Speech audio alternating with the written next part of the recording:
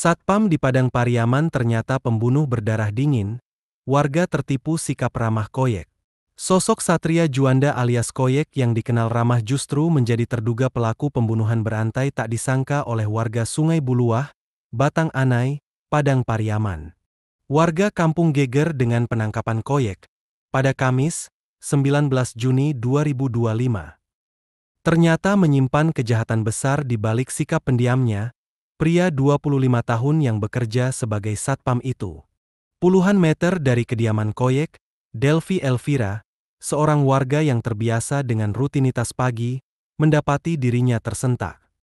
Bagi Delvi, Koyek adalah sosok yang tumbuh besar di lingkungan ini, seorang anak kedua dari 3 bersaudara. Kakaknya bekerja sebagai HRD di sebuah pabrik bata, sementara adiknya merantau di Pekanbaru. Koyek kecil, menurut Delvi, tak ubahnya anak-anak sebayanya. Aktif bermain dan bersekolah. Ayahnya sudah meninggal sejak ia kecil, tapi saya tidak tahu pastinya. Mungkin sewaktu masih duduk di bangku SD, kenangnya. Dewasa, Koyek memang lebih irit bicara, namun tetap mudah bergaul. Ia pernah menempuh pendidikan hingga bangku SMA, bahkan sempat mencoba peruntungan dengan tes polisi meski tak lolos. Sekitar 2 tahun terakhir, ia bekerja sebagai satpam di tempat kakaknya, sebuah pekerjaan tetap yang baru ia dapat. Makanya saya tidak menyangka kalau ia melakukan hal tersebut, kesehariannya tidak ada tanda-tanda pelaku pembunuhan, ujar Delvi, menggelengkan kepala. Seorang pemuda sebaya Koyek, Ferdiansyah, mencoba merunut asal-muasal nama panggilan Koyek yang melekat padanya itu. Panggilan itu muncul begitu saja tanpa sebab yang jelas, katanya.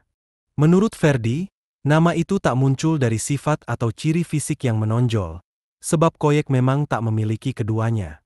Dalam pergaulan sehari-hari, Ferdi mengenal Koyek sebagai sosok yang santun dan tak pernah mencampuri urusan orang lain. Jika duduk di lapau, biasanya hanya pesan minum, main HP lalu pergi. Tidak banyak bicara, hanya sekadar senyum, gambarnya. Lebih dari itu, Koyek juga cukup aktif dalam kepemudaan dan kepengurusan masjid di daerah tersebut. Serangkaian latar belakang inilah yang membuat Ferdi sangat terkejut dengan kedatangan polisi terkait dugaan pembunuhan berantai yang dilakukan Koyek. Bagi masyarakat setempat, penangkapan Koyek adalah sebuah kejutan yang mengguncang. Bagaimana mungkin seorang yang pendiam, tak suka ikut campur, dan pandai bergaul, ternyata adalah seorang pembunuh berdarah dingin. 2 tahun terakhir, tak ada satupun warga yang melihat tanda-tanda perubahan pada Koyek. Bahkan setelah ia diduga melakukan pembunuhan terhadap pacar dan teman pacarnya setahun lalu.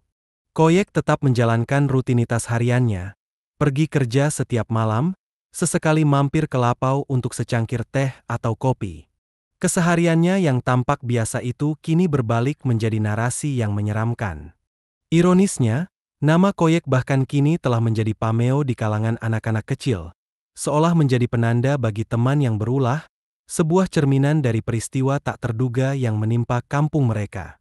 Kisah Koyek, sang pemuda senyap yang menyimpan rahasia kelam, kini menjadi perbincangan, sebuah potret kompleksitas manusia yang kerap menyembunyikan sisi gelap di balik topeng keseharian.